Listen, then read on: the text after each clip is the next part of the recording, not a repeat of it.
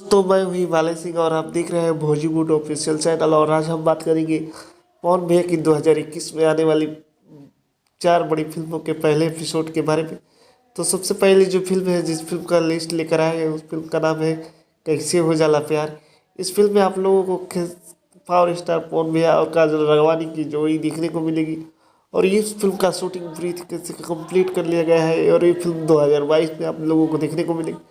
और दूसरी फिल्म है जिस फिल्म का नाम है मेरा भारत महान। इस फिल्म में आप लोगों को पावर स्टार पवन भैया और अभी किशन की जोड़ी देखने को मिलेगी।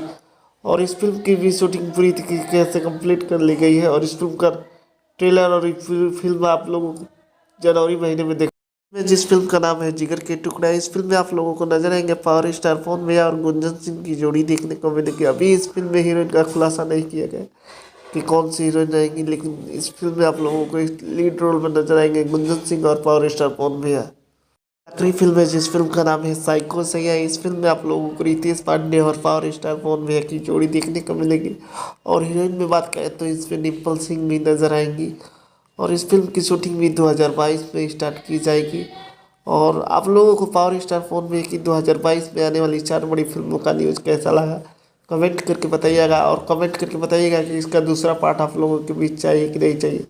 और हमारे चैनल पे नए हैं तो चैनल को सब्सक्राइब कीजिए, लाइक कीजिए और शेयर कीजिए।